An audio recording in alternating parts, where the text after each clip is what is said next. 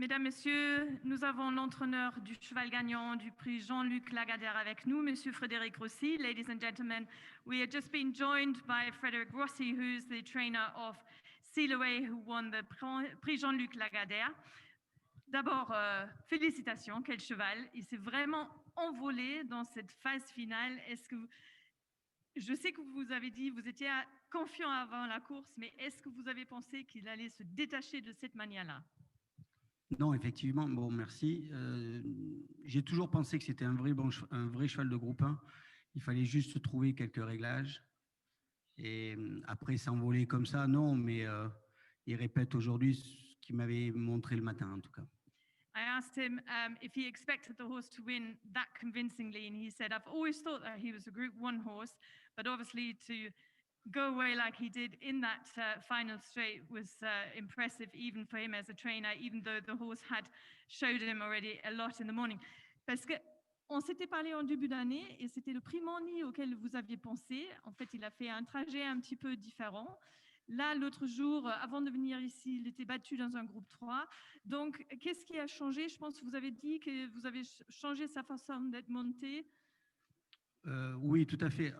Quand il a gagné au mois d'avril, au mois de mai, on pensait le préparer pour le prix Morny. Mais on avait quand même un doute sur sa distance. Et on avait couru une course à Chantilly, une course test. Et il n'avait pas été très convaincant. Et ce jour-là, on se rend compte que ce n'était pas un vrai cheval de 1200 mètres et qu'on allait le rallonger. Et après, ici, il a couru le Roland de Chambure, pris de vitesse. Après, on s'est rendu compte que, comme m'a dit Mika, c'est très rare d'un entraîneur français qui me donne des ordres d'un entraîneur de le monter comme un entraîneur anglais peut donner, quoi. Je veux dire, à la manière d'effort et démarrer très tôt, c'est un cheval qui est très dur. So I asked what the plan, because the initial plan in the beginning of the year was to run him in the Prix Morny, but he was saying that, yes, that was the plan, but they very quickly realized that that distance wouldn't be to his advantage and that they wanted to run him over a longer trip. And so he wasn't that convincing when he ran in Maison Lafitte, I think it was, no, Chantilly. And, but he also said that the way to ride him, he took a different approach to it. And he said, actually, he said to Michael Barcelona, ride him the English way, let him go, let him really express himself and go early. And this is what he did. Un cheval qui gagne de cette manière-là, évidemment, on pense tout de suite déjà à l'année prochaine, aux courses classiques. Vous avez commencé l'année avec une course classique, donc est-ce que c'est le chemin qu'il va prendre?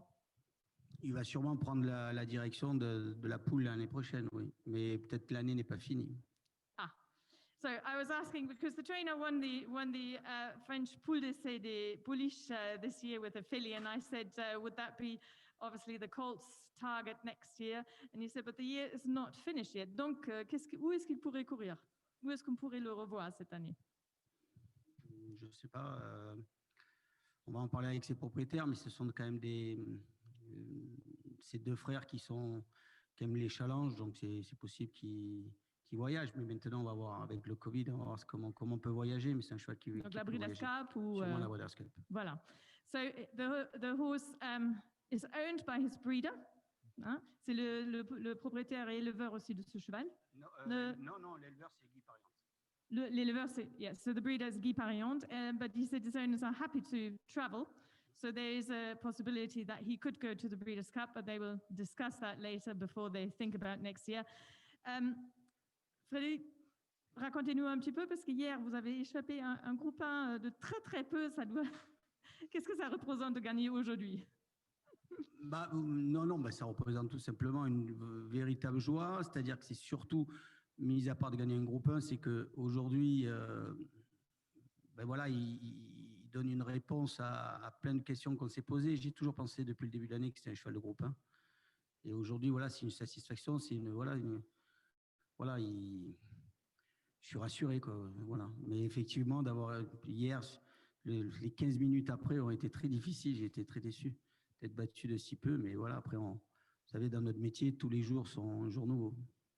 So I asked him yesterday, he was second in the Prix du Cadran and beaten by Princess Zoe. And I said, well, what a nice turn of the events that today he won the Group 1. And he said, well, you know, the 15 minutes after the race yesterday were hard to be beaten that little in the Cadron, but he said today really it is more the satisfaction of having trained a horse that I've always believed in, that I thought already in the beginning of the year that he was a Group 1, proper Group 1 horse, and for him to win today, that is what you do as a trainer.